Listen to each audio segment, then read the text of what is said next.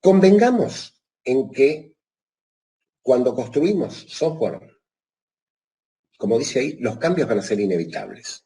Esos cambios son inevitables, ¿por qué? Y son inevitables por cambios en el entorno. ¿Sí? Por cambios en los requerimientos, por funcionalidades nuevas que son pedidas, por funcionalidades que quieren quitarse. Entonces, si de algún modo no se ordenan esos cambios, van a aumentar, como dice ahí, el grado de confusión entre los ingenieros, ingenieras de software, y esa confusión surge cuando no se analizaron los cambios antes de realizarlos. Es decir, nosotros necesitamos conocer el volumen, la magnitud del cambio y el impacto de los cambios. Para eso tenemos que analizar esos cambios antes de realizarlos. Si no se registran esos cambios, quedan en el aire. Entonces, no se sabe qué se modificó, cuándo se modificó, por qué, quién lo pidió, quién lo autorizó. Por eso, dice, no se ha comunicado a aquellas personas que necesitan saberlo. O no se han controlado de manera que mejoren la calidad y reduzcan los errores. ¿Sí? Entonces, sin importar, dice, en qué momento del ciclo de vida nos encontremos, el sistema va a cambiar y el deseo de cambiarlo va a persistir a lo largo de todo ese ciclo de vida. Recuerden que hablábamos del ciclo de vida desde el nacimiento hasta la muerte del software. ¿Sí? Entonces, como decíamos recién, los cambios, ¿por qué se van a producir? Por nuevos requerimientos del negocio. Es decir, cuando hablábamos recién de nuevas funcionalidades, sacar funcionalidades, ahí estamos hablando de un punto de vista estrictamente de diseño. Ahora, ¿cuál es la razón de esas nuevas funcionalidades o sacar nuevas funcionalidades o lo que sea? Nuevos requerimientos de negocio, nuevas necesidades del usuario, reorganización comercial, restricciones de presupuestos o planificaciones, evolución tecnológica y modificaciones legales y regulatorias. ¿Sí? Como yo les comenté, en el año 2012, cuando el Banco Central de la República Argentina decidió que ya no se iba a hacer más el intercambio en el punto de intercambio, que era con personas físicas, sino que se iba a transmitir la imagen de los cheques, siempre que los cheques fueran mayores, iguales o mayores a 5.000 pesos. Eso fue una modificación legal. Mejor dicho, una modificación regulatoria, ¿sí? El Banco Central no emite leyes, emite comunicaciones.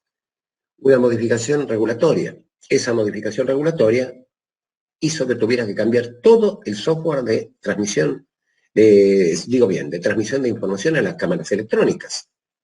Ahora había que añadirles la imagen de los cheques.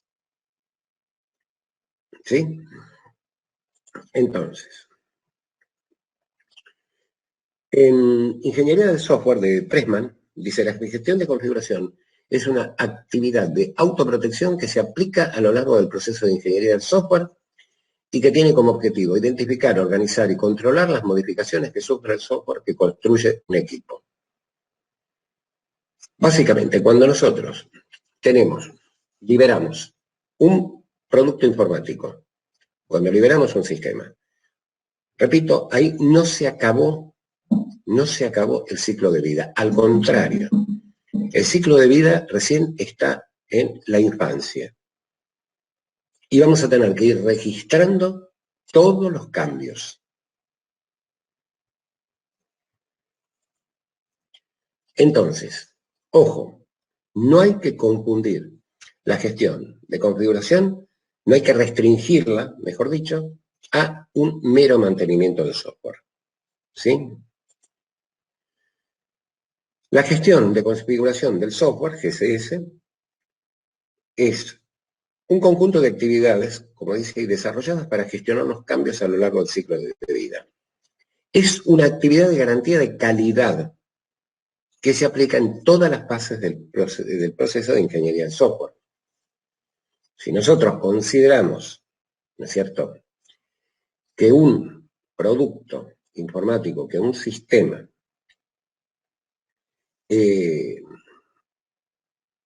tiene un ciclo de vida que abarca desde su concepción hasta su muerte, nos damos cuenta que tenemos que estar, ¿no es cierto?, que gestionar todos los cambios que se hagan en ese software durante todo el ciclo de vida. Entonces, ¿cuáles son las actividades de la gestión de configuración del software? Primero, identificar los cambios. Segundo, controlar los cambios. Tercero, garantizar que los cambios se implementan adecuadamente. Cuarto, informar del cambio a los interesados. A ver, esperen un cachito.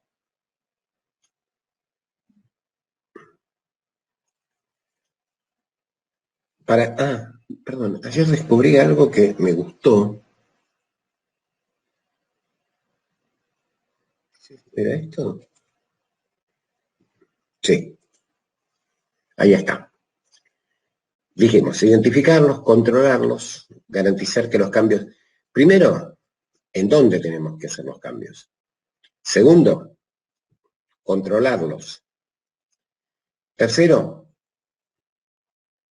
garantizar su implementación, su adecuada implementación, e informar del cambio a los interesados. Ya repetí.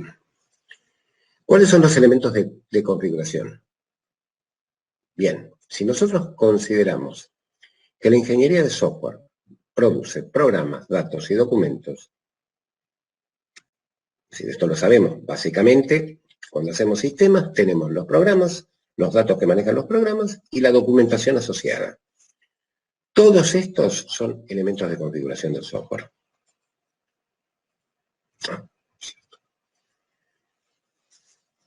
¿Qué tenemos como elementos de configuración? Primero, especificación del sistema, es decir, especificación del alcance del sistema, quién lo ha pedido, quién lo ha...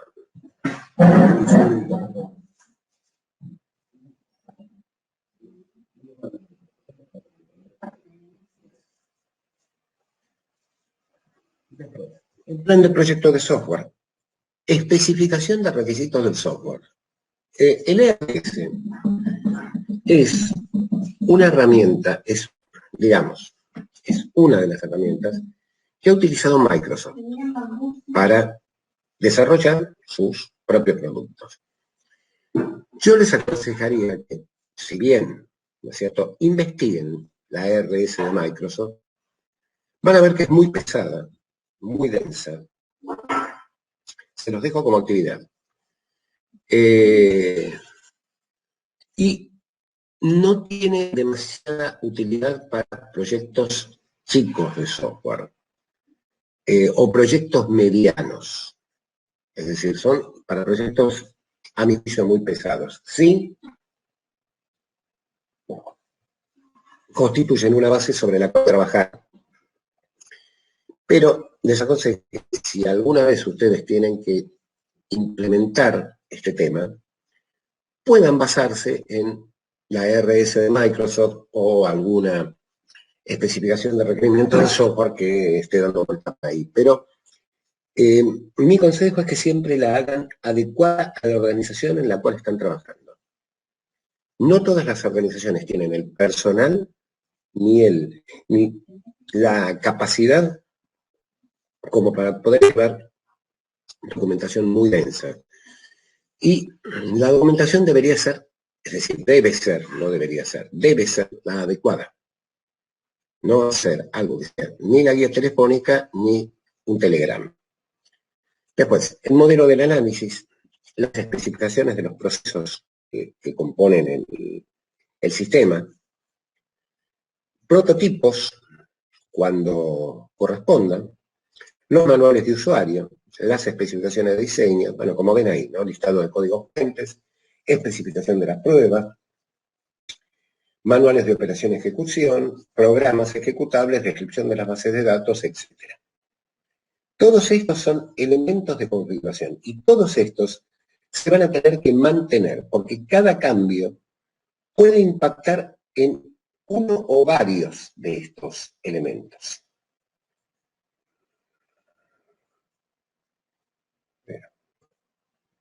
Esperen un poquito. Está bien. Ahora, los elementos de configuración del software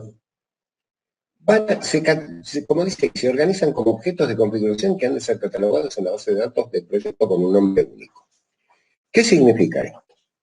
Significa que van a tener que constituir una base de datos que tenga las referencias a la documentación del proyecto. ¿Sí? Referencias a todos los elementos de configuración del software. Mantener el versionamiento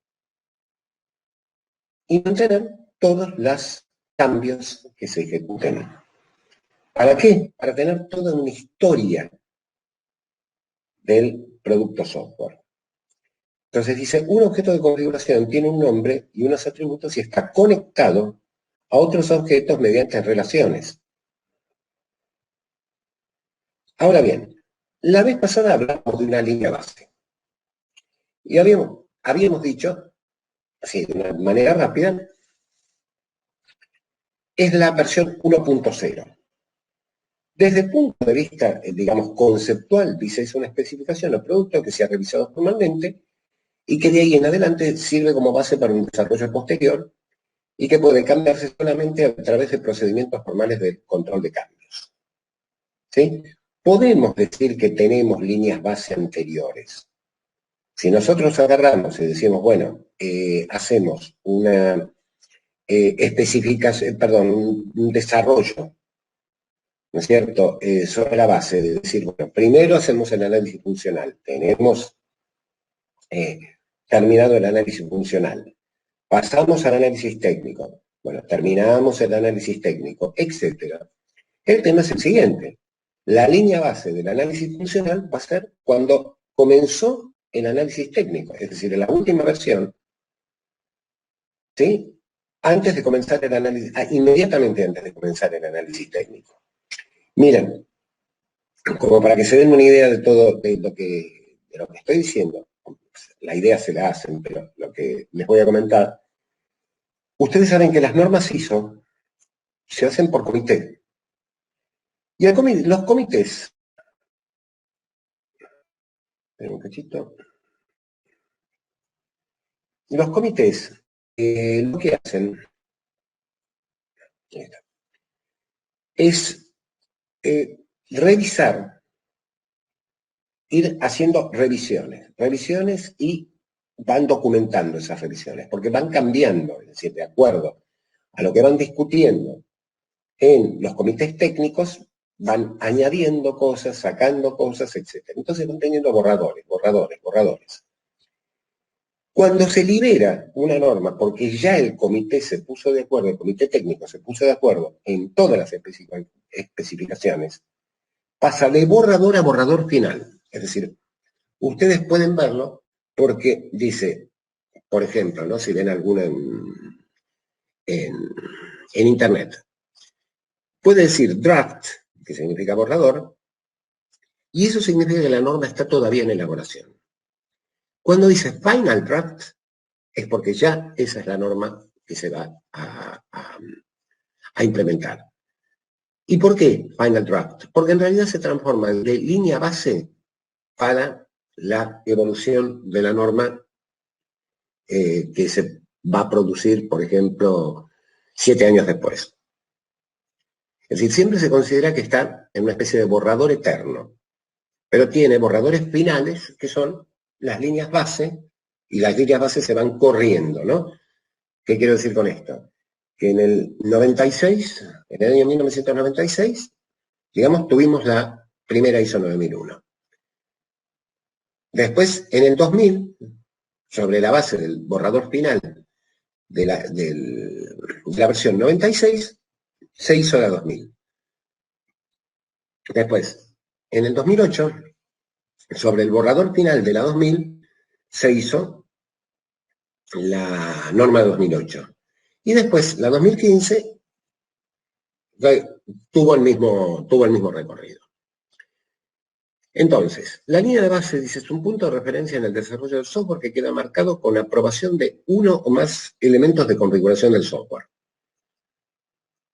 ¿Sí? Cuando nosotros, digamos, tenemos la implementación completa, ¿no es cierto?, del producto informático, con su documentación y todo lo demás, ahí tenemos, digamos, un montón, por ponerlo así, un montón de pequeñas líneas base que se consolidan en una sola. Porque mientras está en desarrollo el producto, digamos, está en una especie de draft, está en una especie de borrador, ¿sí?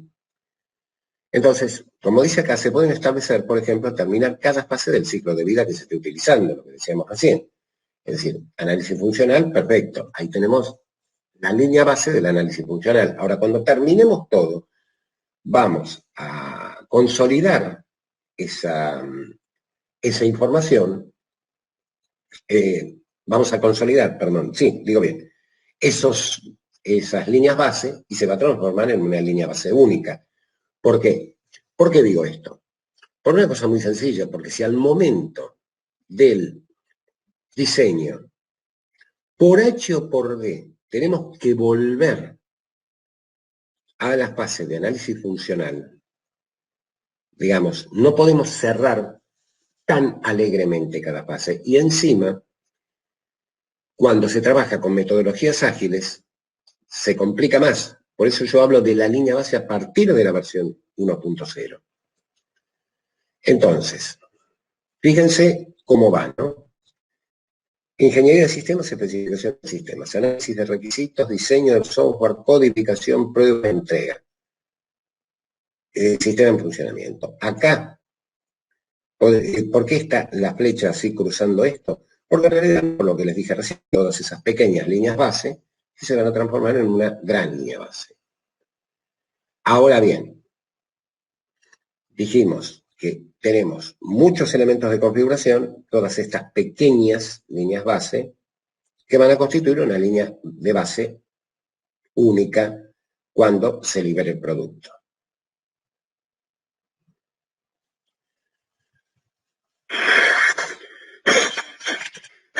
Perdón.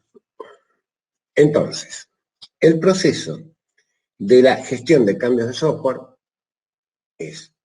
consta de identificación de los elementos de configuración, el control de versiones, el control de cambios y además tiene que haber auditorías de configuración.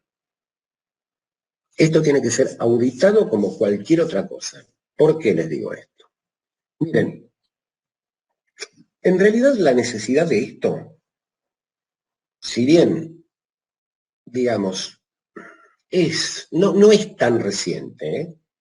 No es tan reciente. Porque, por ejemplo, en la década del 90, digamos, ya a nivel de equipamiento pesado, estoy hablando de mainframe, existían, digamos, sistemas de implementación. Uno era de Computer Associates, bueno, ya me voy a acordar el nombre, que requería, para que uno implementara un programa nuevo o un programa modificado en un sistema, requería información y si uno no llenaba esa información, no permitía implementar.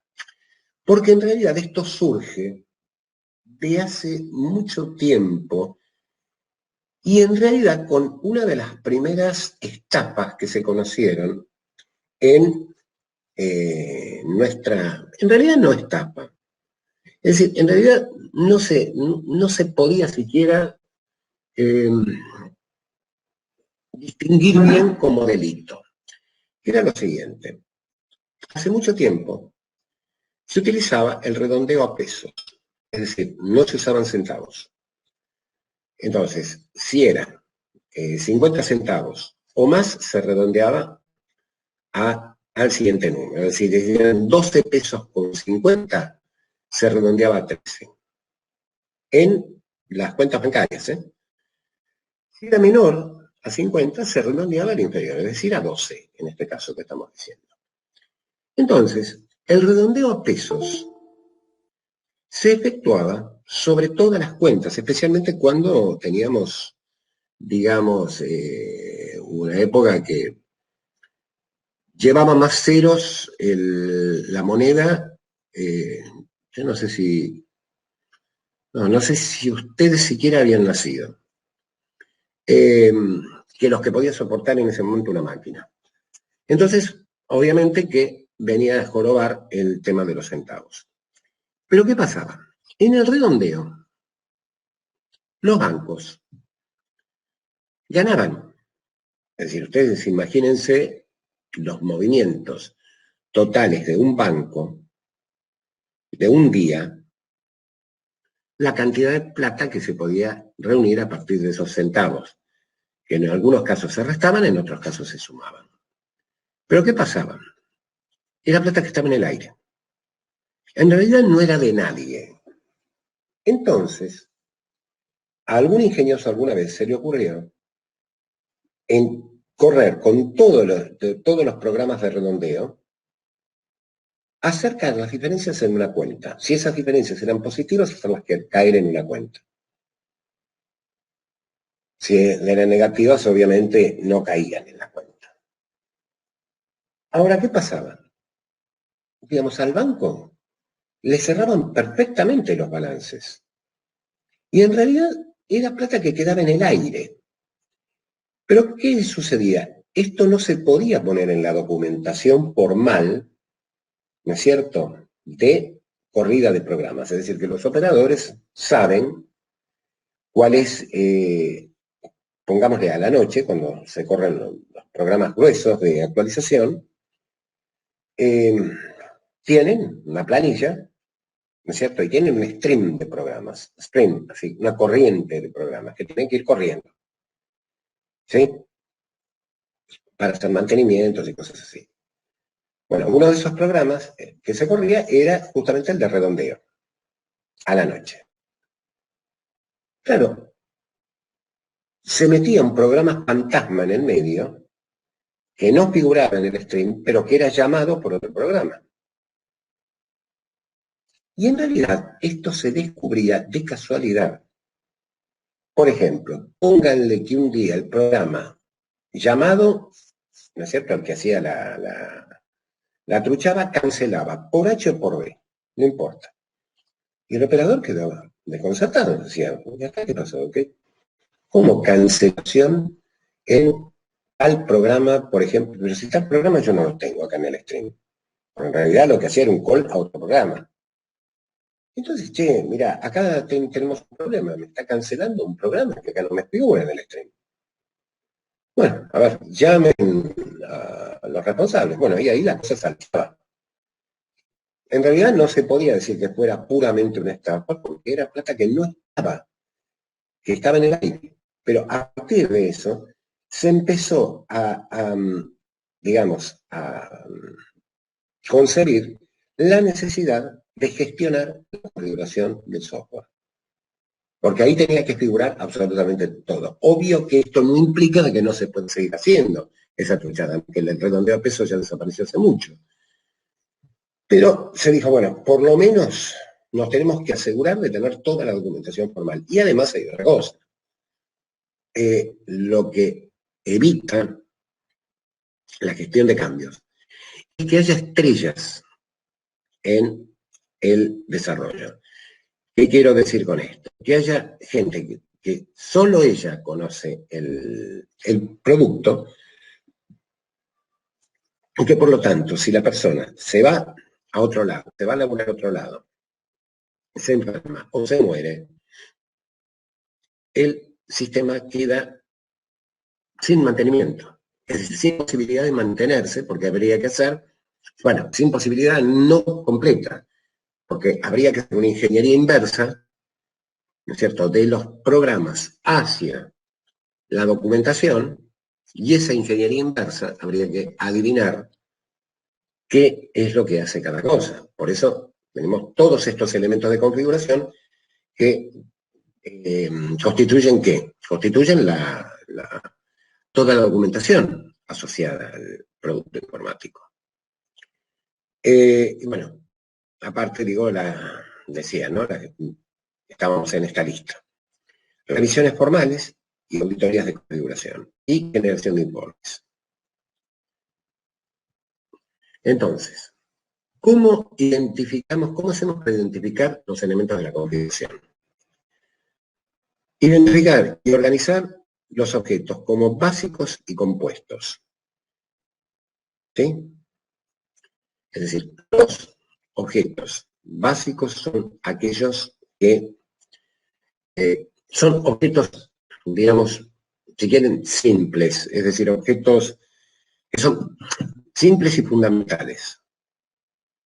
¿Sí? Los objetos compuestos, a ver, esperen, ¿qué se me puede ocurrir como objeto básico?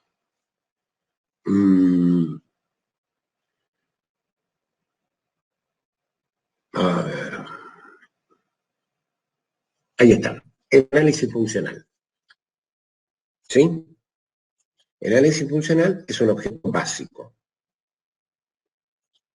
Los objetos compuestos son los que tienen, ¿no es cierto?, aportes, por ejemplo, la documentación.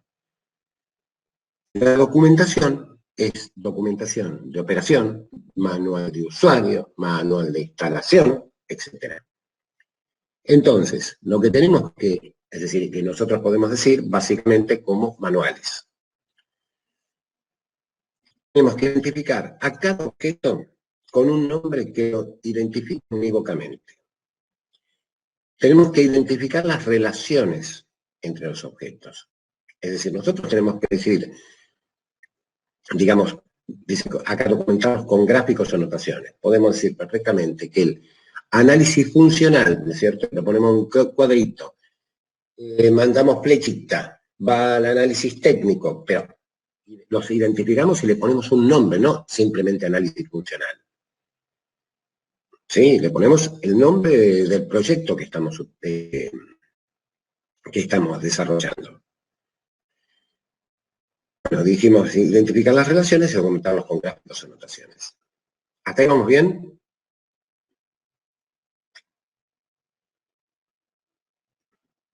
Sí, profe, perfecto.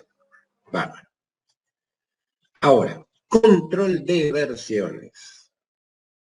Fundamental. Léanlo, lean esto, ahora voy a hacer, no se los voy a leer, si no estamos en lo mismo, y ahora les complemento esto. Ahí está.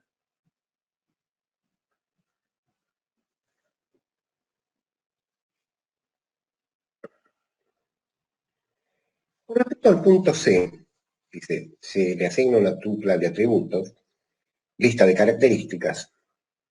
Acá hay una cosa, que es la siguiente. Después vamos a ver cómo versionar. La versión tenemos que ponernos de acuerdo antes cómo la vamos a identificar. Generalmente, en procesos de desarrollo, durante el proceso de desarrollo, está todo en versión 0 punto algo. ¿Sí? ¿Por qué? Porque si nosotros vamos a salir con la versión 1.0 como borrador final, ¿sí?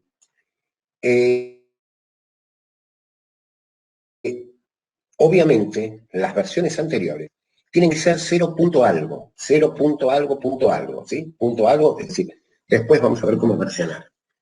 Pero en cada versión tiene, en cada elemento de configuración del software, tiene su versión.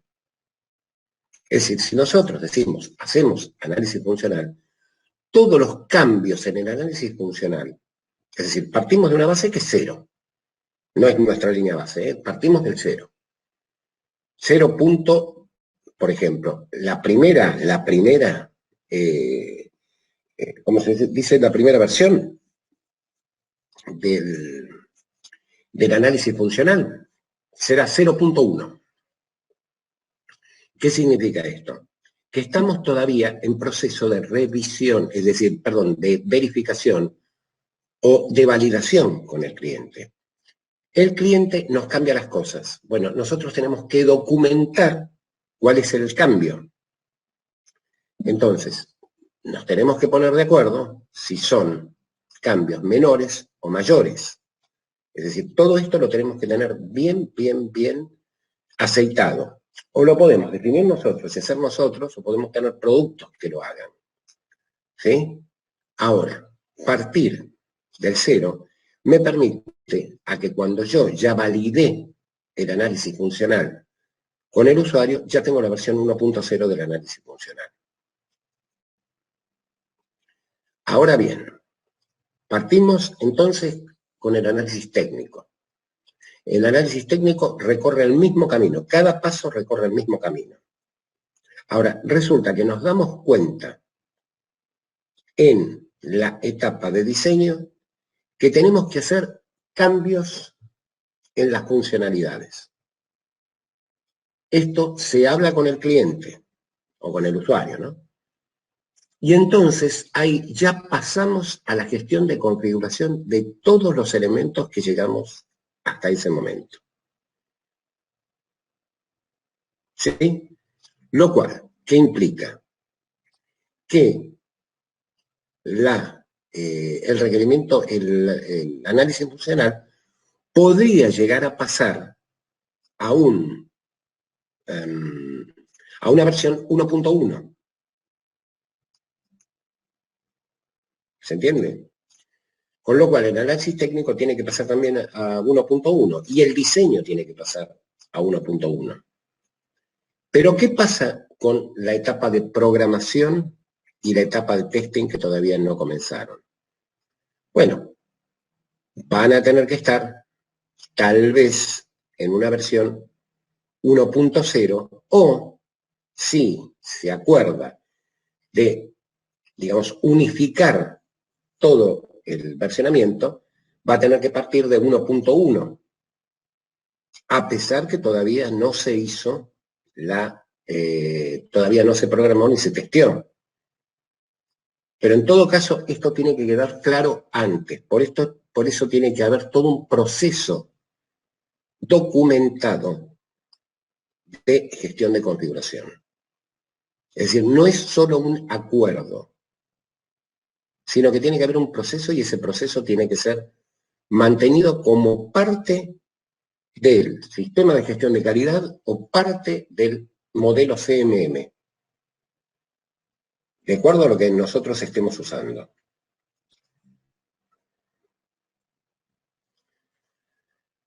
Después, perdón. Sí, bien. El proceso de control de cambios. Dice, combina procedimientos humanos y herramientas. Y ahí está. Elementos de control de cambios. Es decir, ¿por qué nosotros pasamos a una versión 1.1 del análisis funcional? Primero, porque alguien pidió el cambio. Porque alguien autorizó ese cambio. Es decir, hay una autoridad de control de cambios. Porque se hizo una orden de ingeniería de cambios. Proceso de alta y baja de objetos. ¿Qué significa esto? Básicamente, esto puede implicar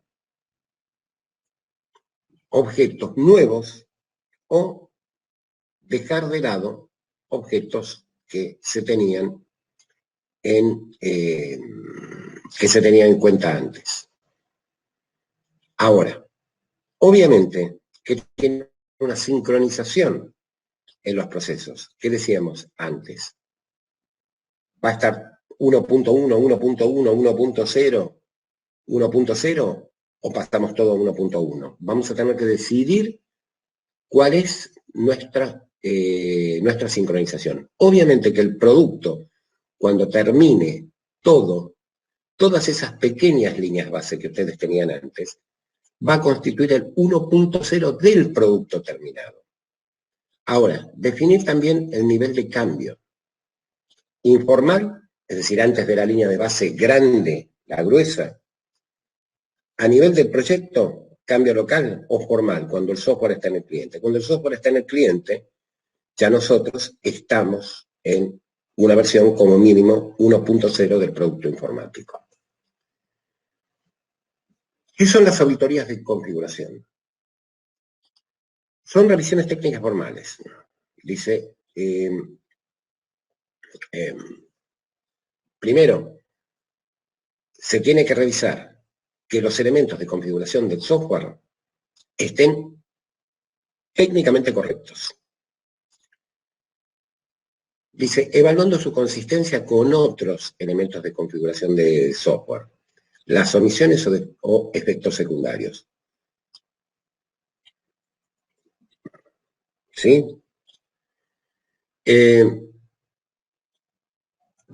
Digamos, no, porque estoy, digamos, con esto. Miren, nosotros podemos agarrar y tomar, ¿por qué decimos acá con otros elementos de configuración de software? Porque en realidad nosotros tenemos muchos proyectos y todos esos proyectos no es que sean otros elementos de configuración de software, digamos, ajenos a la organización. No.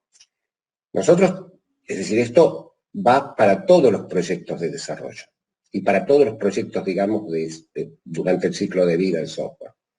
No hacemos un solo sistema, hacemos un montón de sistemas. Entonces, tenemos que comparar con otros elementos que han sido previamente auditados para ver si son, digamos, los elementos que estamos auditando son técnicamente correctos respecto de los otros, ¿sí? Y ver si se omitieron cosas o si tenemos, digamos, incorrecciones que tengamos que solucionar. Después, dice, auditoría de configuración es una actividad independiente que es llevada por el grupo de aseguramiento de la calidad. Y acá hay una cosa que es importante. No hay que confundir la actividad de QA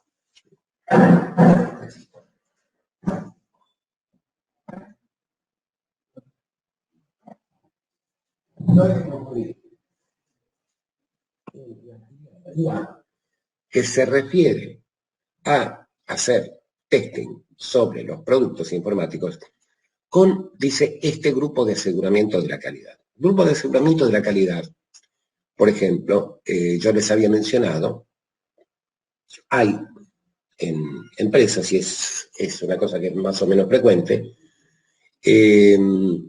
lo que, algo, digamos, una configuración que se llama comité de calidad.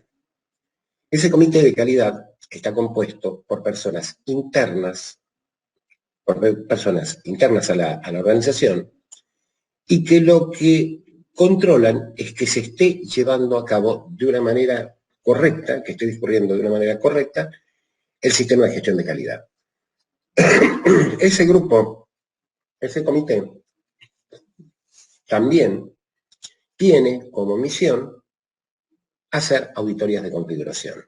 Es decir, cuando decimos auditorías internas, ISO 9001, fíjense que esto no me lo está pidiendo específicamente la norma, pero ¿por qué no me lo está pidiendo? Porque todavía no vimos la 90.003, que es la aplicación de la 9001 a la industria del software.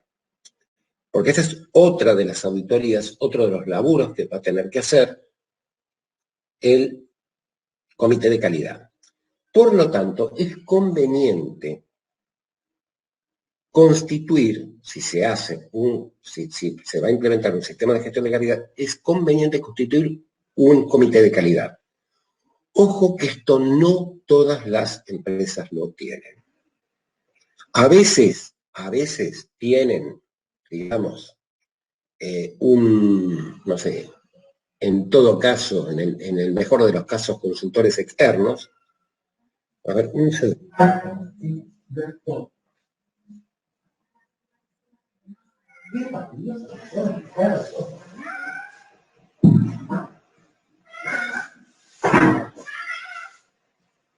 Entonces, tanto fastidioso. Entonces, es conveniente constituir, les decía, el comité de calidad. No es conveniente descargarlo en consultores externos. ¿Por qué? Porque el comité de calidad tiene que estar trabajando constantemente sobre la organización.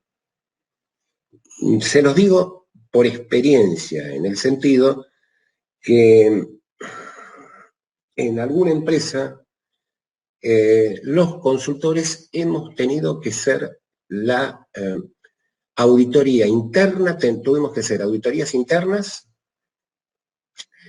y, ¿cómo se llama? Y auditorías de configuración. Era una pyme, pero no importa. Hemos tenido que hacerlas. Pero una pyme de 22 personas, no es que era una pyme de 4 personas. Pero es conveniente que sea hecha las auditorías internas por gente de la propia empresa, de la propia organización. ¿Y qué tiene como objetivo? Como dice ahí, cerciorarse que se ha hecho, revisado, implementado y comunicado correctamente el cambio de acuerdo a los estándares. Obviamente esto nos lleva a la generación de informes de estado de configuración. ¿Qué pasó? ¿Quién lo hizo? ¿Cuándo pasó? ¿Y qué más se vio afectado en cada paso del proceso formal como ley de control de cambios? De este modo, no solo mejoramos la comunicación entre todas las personas involucradas en el proyecto, sino que además nos permite mantener el tracking de toda la historia del proyecto y de todos los cambios que se han hecho. Pero tiene que figurar, como les dije, quién lo pidió, por qué lo pidió, quién lo autorizó, quién lo realizó y quién lo controló. Entonces, si nosotros vemos el proceso formal de control de cambios, primero, el usuario reconoce la necesidad del cambio. Esto puede ser, puede ser por un bug, puede ser por un bug. Puede ser por un cambio en las especificaciones, puede ser por un cambio en las especificaciones. Entonces, reconoce la necesidad del cambio, pide el cambio. El desarrollador lo evalúa, se genera un informe de cambios. La autoridad de control de cambios decide si se hace o no. Si se hace, se genera la orden de cambio.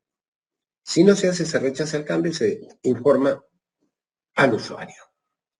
Ahora, esto que parece un tema bastante burocrático, especialmente acá, y acá, no es así. Es decir, cuando estamos hablando de un informe de cambio, no estamos hablando de algo que tenga que ser kilométrico. No, lo más breve posible, pero si no se genera este informe de cambios y no se genera esta orden de cambio, no se tiene en claro lo que les acabo de decir. ¿Quién lo pidió? ¿Quién lo autorizó? ¿Quién? Etcétera, etcétera, ¿no? ¿Quién lo realizó? No, esto, bueno, cambiará después acá, en la orden de cambio. Y perdemos, de esa manera, si no generamos esta documentación, perdemos ¿cómo les puedo decir? Ay, recién se me había ocurrido la palabra. Perdemos manejo sobre el producto. Estas cosas tienen como objetivo mantener el manejo del producto y poder decir en algún momento que si el usuario pidió el cambio en este informe de cambios, ¿no es cierto? El usuario va a tener que intervenirlo de alguna manera, con una firma, con un mail, con un mensaje de WhatsApp o con un mensaje enviado por paloma mensajera, pero lo va a tener que intervenir. Porque después el usuario no se puede desdecir diciendo que jamás pidió eso. Es decir, esto hasta es protectivo para nosotros.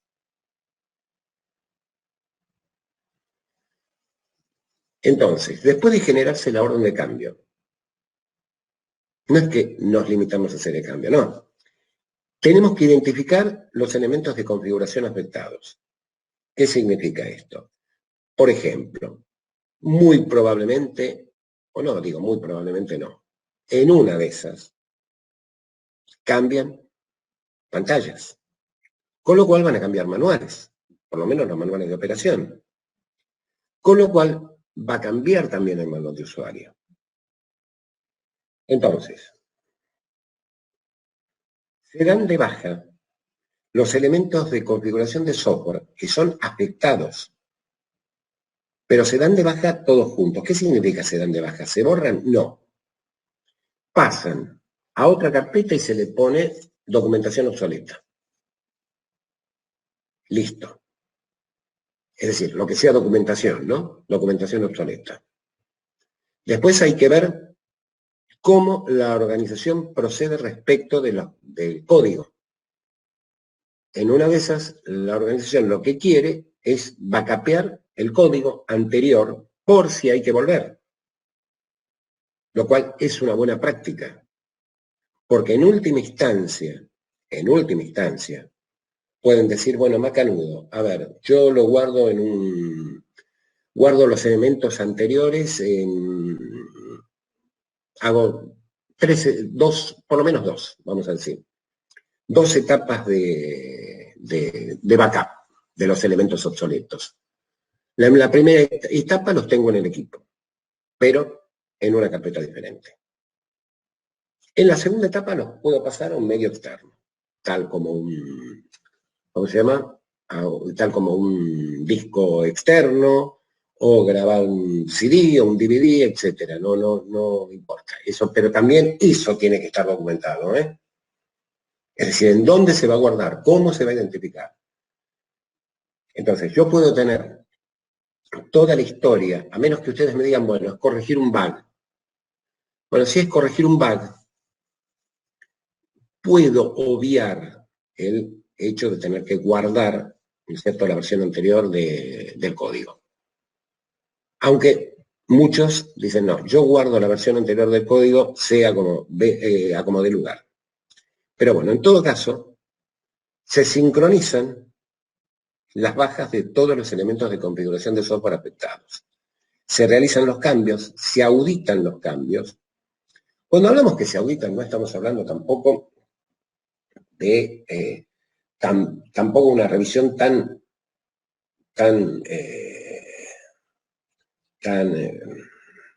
formal. Es decir, se lo ponen así, se audita el cambio. Esto se controla el cambio, ¿no? Si el cambio es el correcto, se aprueba. Y entonces, todos los elementos de configuración de software que tuvieron que ser modificados se dan de alta y constituyen la nueva versión. Se incluyen los cambios en producción, revisamos todos los cambios en los elementos de configuración del software y finalmente se distribuye una nueva versión.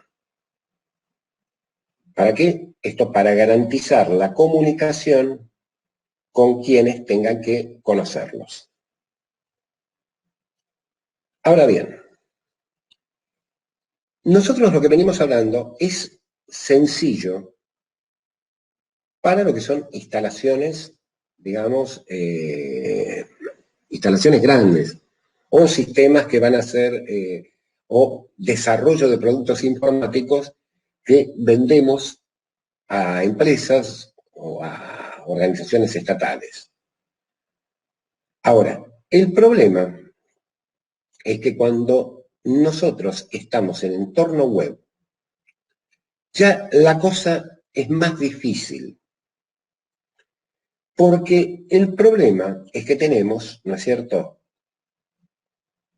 Digamos, es necesario un mayor control de la configuración que está corriendo. Por ejemplo, si gana el desorden, ¿no es cierto? Es decir, el problema de las aplicaciones web es que se pretende que sean inmediatas, que sean puestas en producción de una manera inmediata. El problema es que esto nos puede desmadrar toda la gestión de configuración de cambios de software. ¿Y a qué puede llevar? A una ubicación no autorizada de la información de un producto nuevo, funcionalidades erróneas y pobremente comprobadas que produzcan los visitantes del sitio web, agujeros de seguridad que ponen en peligro los sistemas internos de las compañías y otras cosas. Bien. Por ejemplo, ¿de qué agujero de seguridad podemos estar hablando? Por ejemplo, que no se haya controlado una inyección de SQL. No haber controlado que algo que se pudiera hacer inyección de SQL, ¿cierto? Con propósitos obviamente maliciosos, nos puede hacer pelota todo. O decir, bueno, no, sí, más o menos se controló, pero lo que no se controló fue el mensaje de error. Y entonces en el mensaje de error resulta que nos da las características del equipamiento, digamos, la versión del motor de base de datos, en qué línea se canceló el programa.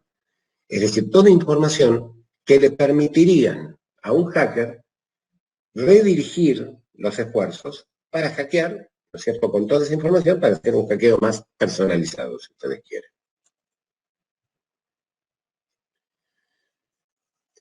Por eso dice, acá se pueden aplicar las estrategias generales, pero las tácticas y herramientas tienen que adaptarse y ajustarse a la naturaleza de las web apps. ¿Por qué? Porque tenemos texto, gráficos, applets, guiones, archivos de sonido y video, elementos activos de páginas, etcétera, etcétera. Tenemos muchos más elementos que se tienen que afectar a la gestión de configuración. Y esos elementos que se tienen que afectar a la gestión de configuración tienen que estar controlados. ¿Sí? Por ejemplo, dice, un enfoque sería modelar el contenido de la web app mediante la utilización de técnicas convencionales de modelado de datos. ¿Qué queremos decir con esto? Con la base de datos que dijimos en un principio.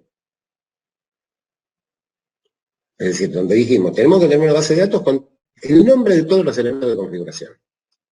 ¿Y dónde están ubicados?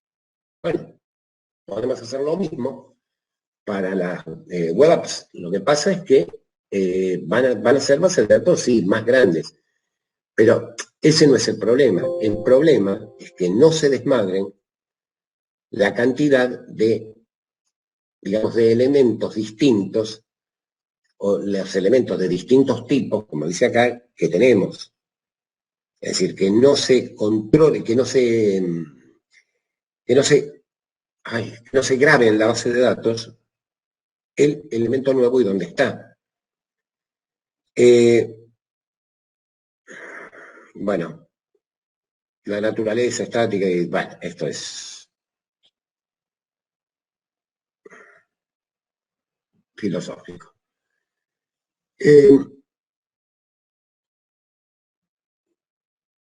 También tenemos el problema respecto de las personas. ¿Por qué? Porque en realidad, dicen, muchos creadores de contenido no tienen antecedentes en la ingeniería del software. y no tiene ningún conocimiento de la necesidad de una gestión de configuración. Convengamos que alguien que se dedica a hacer páginas web, ¿es cierto? Con un, no sé, con Dreamweaver o lo que sea, no es alguien que necesariamente provenga de nuestra industria. Al no provenir de nuestra industria, no conoce, no es ni malo ni bueno, simplemente no va a conocer los requerimientos que nosotros tenemos. Entonces, de repente, si agarra, bueno, hace, no sé, páginas, enlaza, por ejemplo, pongámosle, ya está, se me ocurrió, nuestro sitio con un sitio creado por, ¿cómo se llama esto que crea páginas web fácilmente, que es gratuito? Ay, Dios. WordPress. ¿Eh? WordPress. Sí, WordPress es uno, pero no, hay uno que incluso lo usan en el gobierno de la ciudad, una porquería. Y que lo peor es que viene diciendo página creada con, y esto, bueno, ya me voy a acordar.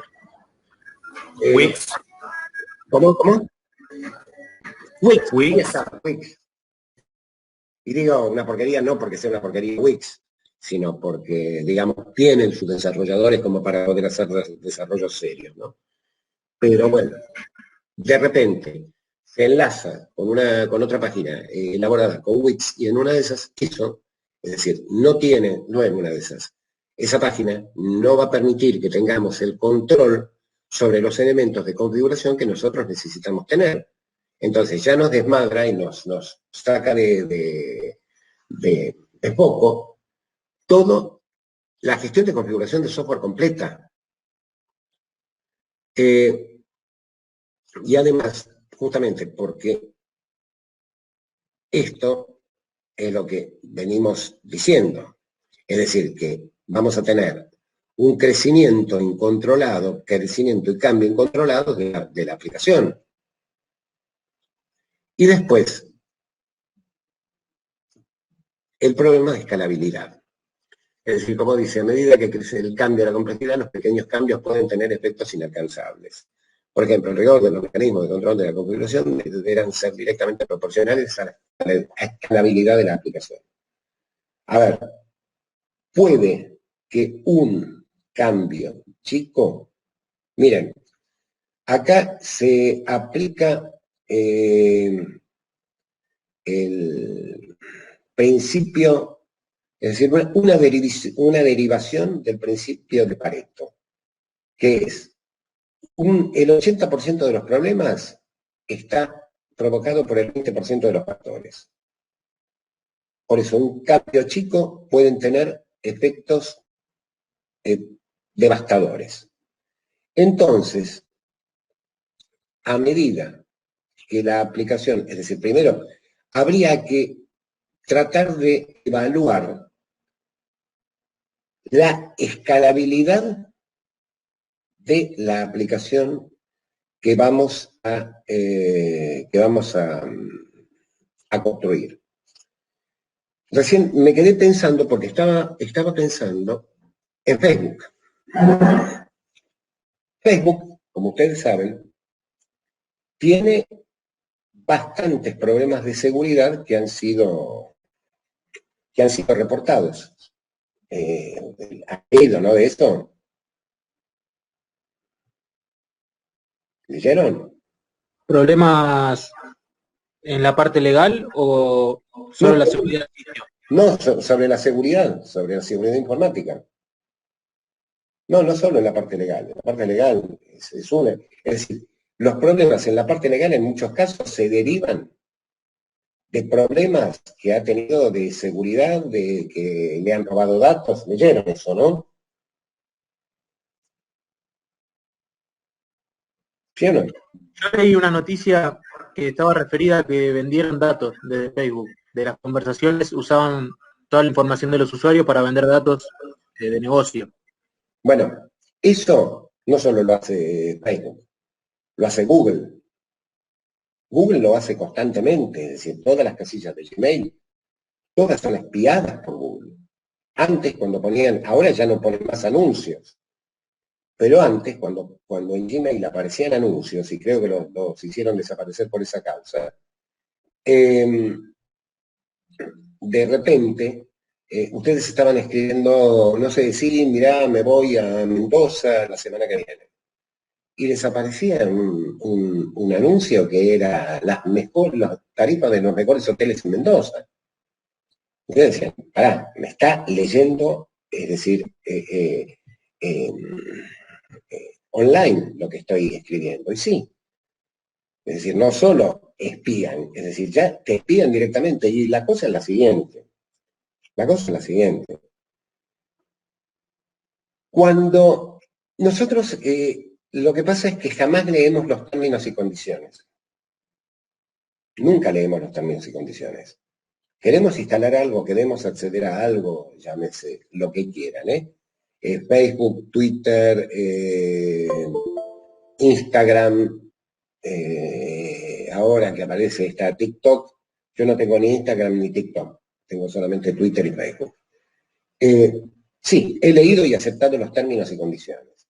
No leí nada.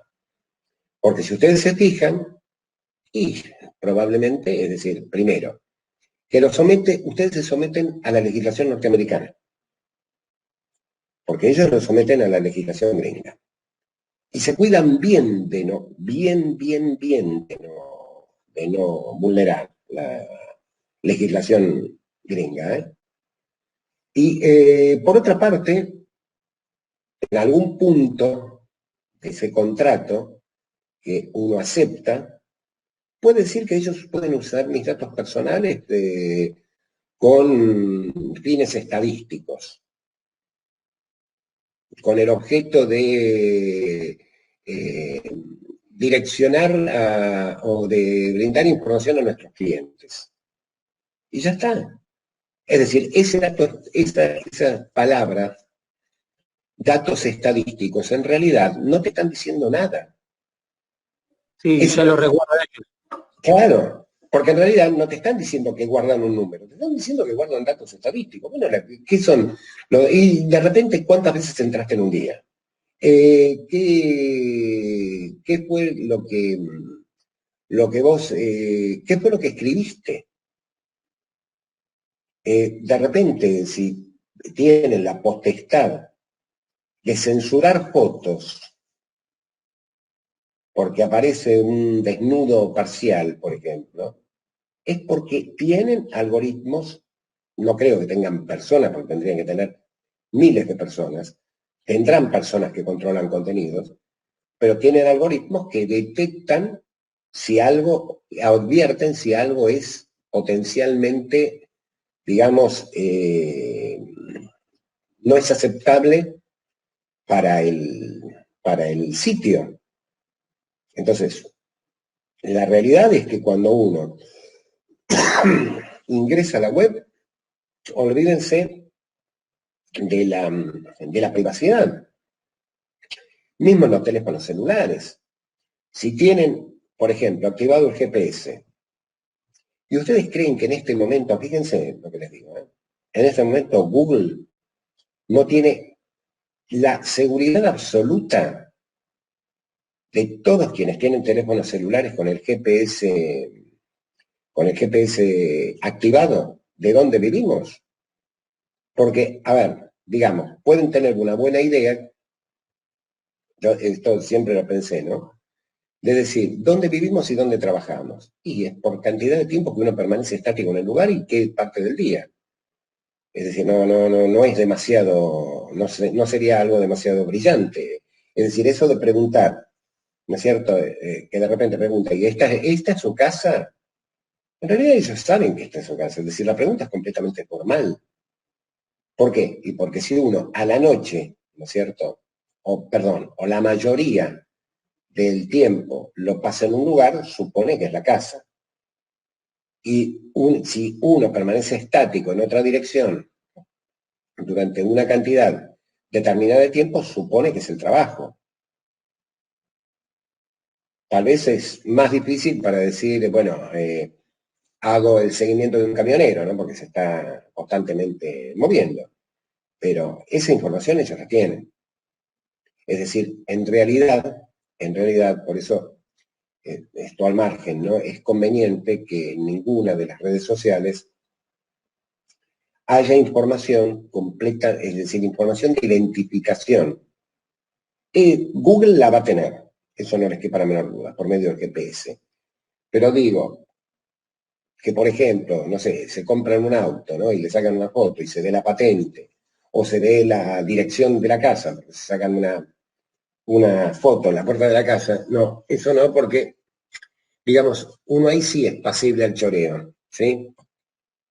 Pero bueno, eso es al margen, estamos hablando de una actividad delictiva, pero en el resto, digamos, yo creo que Google específicamente, si ustedes se fijan, cuántas aplicaciones, por ejemplo, entre Google y Facebook. Facebook compró WhatsApp. Si ustedes se fijan, sabían eso, ¿no? Sí, sí. Entonces, con Facebook y con la información de Facebook y de Google, se puede perfectamente trazar el perfil de una persona. Dónde vive, dónde trabaja, qué ideología tiene, qué tipo de música le gusta, qué libros lee.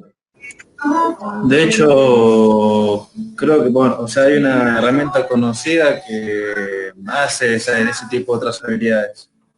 Sí, sí. O sea, busca esas fuentes externas igual. Claro, claro. Y se puede hacer todo un perfil completo de cualquier persona que tenga y que acceda a Internet, ya sea, bueno, frecuentemente, vamos a decir, como para tenerlo actualizado. Esto es una cosa que nosotros cuando entramos en la red recibimos nuestra privacidad y eso es de cajón. Es parte de lo que nosotros aceptamos cuando decimos acepta, pulsamos el botoncito de acepto. Bueno, son las 4. Hacemos un descanso de 15